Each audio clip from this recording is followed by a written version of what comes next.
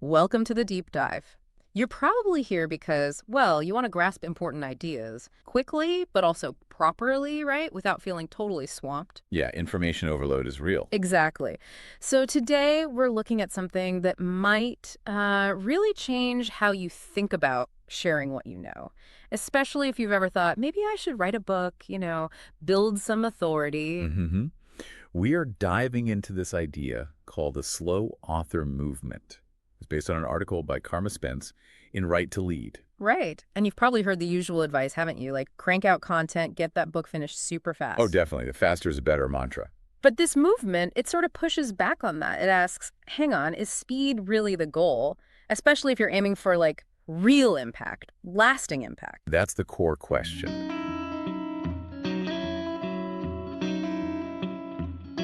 The sources we looked at, they really spotlight this feeling that the constant rush, the right fast culture, maybe isn't the best fit for everyone, particularly authors wanting to create something truly meaningful. So our mission today, basically, is to get under the hood of this slow author movement. What's it really about? What are the upsides? And crucially, how could you maybe weave some of this thinking into how you create and share knowledge? Okay, so let's start with the critique of what the article calls hustle-based authorship. I mean, the appeal is obvious, right? Especially if you're busy. Totally. Get it done, get it out there. Yeah, publish quickly. But the slow author movement kind of says, hold on, is that really better? Does faster always lead to more impact or, legacy? It's framed almost like a quiet revelation in the article, deeply tied into slow living ideas. Right. It's not about dragging your feet or procrastinating. It's much more about being intentional, really thinking about why you're writing. Making sure it lines up with your values, your core message. Exactly. Choosing resonance, that deep connection over just rushing to hit publish. It's a deliberate choice. And it feels like it's aimed less at maybe churning out blog posts and more at people wanting to create a defining piece of work. Precisely. That's a key distinction. It's for authors who see their work as building something significant, something that lasts. It's that shift from just speed to valuing the actual process of creation. Okay, I get the temptation of speed. We all feel that pressure. But what are the actual downsides the article points out? What are the risks of staying in that hustle mode? Well, yeah, fast writing has its place sometimes, Yeah. but the article talks about a potential shadow side, you know, when it just becomes this endless cycle. Right, like a hamster wheel. Kind of. Oh. And the risks are pretty serious. You might end up watering down your main point just to hit a word count, Oh, I can see that happening. or you sacrifice real strategic thinking for just like surface level stuff. And you could end up with a book that just doesn't feel truly yours, doesn't capture your unique voice. That makes a lot of sense. It's like running really fast, but maybe in the wrong direction. And there was that interesting point about speed sometimes masking fear, not mastery. Yeah, exactly. Like maybe you're rushing because you're afraid to dig deeper, afraid it won't be good enough if you take your time. And let's be real, that constant pressure, it's stressful. Leads Mm. straight to burnout for a lot of people. No kidding. Okay, so this whole idea of slowing down naturally bumps up against the current buzz around AI, right? AI generated Oh, books. definitely. That's a huge topic. And the article acknowledges, look, AI can be a tool. It can help with research, maybe outlining, brainstorming. Sir, some of the groundwork, maybe? But, and this is a really strong point in the slow author perspective, AI is absolutely not a replacement for the author's voice, what the article calls their sacred message. Sacred message. That's Yeah. basically the core thing only you can say, right? Your unique insight. Exactly. That deep personal wisdom you feel driven to share. And that's crucial, especially if you're writing a book to be seen as a leader, like you mentioned earlier. Right, if that's your goal. Then the book isn't just content. The article calls it a blueprint for legacy. Wow. And you can't really outsource your legacy blueprint to a robot, can you? I mean, AI can polish, it can assist, but using it to skip the deep thinking, the strategic work, the real soul of the story, that's like cutting corners on something eternal. That's the phrase used. That's powerful, cutting corners on something eternal, and it leads to that really sharp question posed in the material. If God gave you the message, why are you outsourcing it to a machine? It really makes you stop and think, doesn't it? About authenticity. Where are these ideas truly coming from? Yeah, because the aim for these kinds of authors isn't just book done. It's creating something that actually changes things, that reshapes rooms, as the article puts it. Precisely. AI might help clean up the presentation, but the core, the thing with the power to shift perspectives, Yeah. that has to come from the person. the author. Okay, so if we embrace the slower path, it's not about doing less. What are the actual tangible benefits of giving a book, as the article says, room to breathe? Well, according to the source, when you give it that space, some pretty remarkable things can happen. Your core message, it gets a chance to really deepen, to mature. The metaphors, the language you use, it can become much more magnetic, more memorable. And the overall strategy of the book, how it fits into everything else you do, that can align much more closely with your soul, your real purpose. It sounds like it allows for a more thoughtful, maybe organic development. As people listening think about times they felt rushed, this might offer a different way. It does. Slowing down gives you time for actual listening. Listening how? Listening to your own inner story, first off. But also really listening to your audience, what they need. And maybe even listening, as the article suggests, to like a higher purpose, a calling. So it's less about just pushing information out and more about co-creating something. Exactly, co-creating something meaningful. And the outcome isn't necessarily less productivity. It's about more power per page. Which, if you're thinking about legacy, that's vital. More power per page. I like that. Okay, so this sounds appealing in principle, but how does someone listening actually start doing this? What are the practical steps to embrace this slow author idea? Good question. The article lays out 4 pretty concrete shifts, really practical things. Okay, what's the first one? First is write with ritual.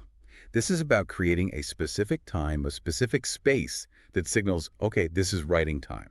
It makes it feel, well, sacred, intentional. Like lighting a candle or having a specific playlist, that kind of thing. Exactly. Simple things that create focus, mark it as important. Makes sense. Setting the stage. What's number 2? Second shift, use your voice, not the markets.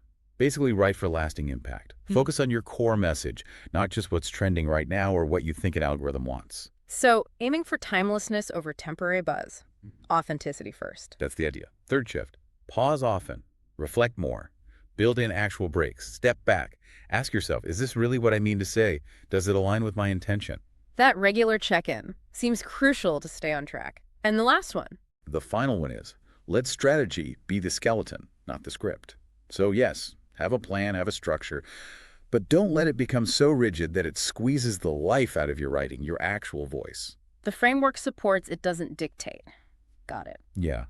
The structure should serve the message, not the other way around. These are really actionable shifts, and it gets me thinking about, you know, those books that just stick with you, the ones you underline, the ones you quote years later. Exactly. The article prompts that reflection. Think about those impactful books. Chances are they weren't just dashed off in a weekend sprint, right? Probably not. They were likely carved slowly, as the text puts it, by authors focused on longevity, not just a quick launch. And the point is, maybe your book, the one you're thinking about, deserves that same kind of careful, thoughtful crafting. Okay, but here's a potential worry. Someone hears slow down and thinks, oh, great, I'll just stall out, I'll never finish. How does this approach deal with, actually making progress, having a strategy? That's a really fair point. And the article is clear. Slow doesn't mean stalled. It's not about procrastination. It uses examples like a program called Road Trip to Authority to show this is about intentional progress. It means things like mapping the book to your business model, if that's relevant. Okay, being strategic. Yeah. Writing in sync with your own energy levels, not forcing it, and consciously building a message designed to stay relevant. So it's deliberate, it's thoughtful progress, not just hitting pause indefinitely. So if we were to boil it down, what are the absolute core principles, the main takeaways from this slow author movement? Okay, so fundamentally it's a shift, moving away from that hustle-driven content machine kind of publishing. Right, content for content's sake. Exactly. Towards writing that's intentional, it's driven by your values, where depth and connection matter more than just hitting deadlines. It's about writing with clarity, real conviction, and creative control, making the book a true expression, not just a marketing tool. And the ripple effects go beyond just the writing itself, it sounds like. Oh, absolutely. When you give your creativity that space, you naturally get more precision, more power in your words.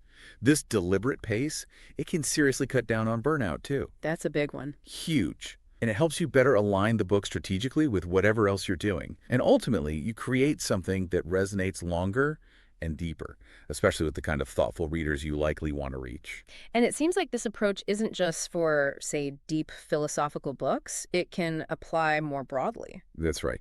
It might seem obvious for nonfiction or memoirs, But the principles really benefit any genre. They can add depth to fiction, boost the emotional core of a memoir, or even improve the structure and clarity of a business book. It's about the approach. So for anyone listening right now thinking, okay, this resonates with me, I want to try this, what are some first steps they could take, like today or tomorrow? Well, the article suggests a few things. One is consciously letting go of those strict, arbitrary word count goals. Ah, the daily target pressure. Yeah. Maybe setting those sacred writing times, we talked about the ritual, really focusing on writing to connect with the reader, not just inform. Minimizing distractions is huge too. And building in time for silence, for reflection, letting insights actually surface. It's interesting. It's not necessarily about writing less total volume, is it? It's more about the focus. Exactly. It's about writing what matters. By concentrating on the core message, you might actually find you produce more meaningful work. And think about the reader. When they sense that presence, that intention behind the words, They feel it. they do. Yeah. It leads to richer writing, more original ideas, stronger connections. It turns readers into advocates, people who really champion your work because it genuinely touched them. And if people want to dig deeper into this, are there specific resources mentioned? Yeah, the source mentioned things like a book called The Art of Slow Writing and also various programs cropping up that cater specifically to authors wanting to take this more intentional path. Okay. Well, this has been a really fascinating exploration of the slow author movement. Definitely offers a different lens for thinking about creating work that lasts. It really was. And for you listening, wanting that thorough understanding without the overwhelm, perhaps this idea of intentional slowness clicks with your own values. So maybe the final thought to leave with is this. In a world that's always equating speed with success, with productivity, what might be the true power for you of adopting a more intentional slowness in how you create and share your knowledge? What kind of legacy could that build? Definitely something to mull over. Perhaps checking out some of those resources could be a good next step.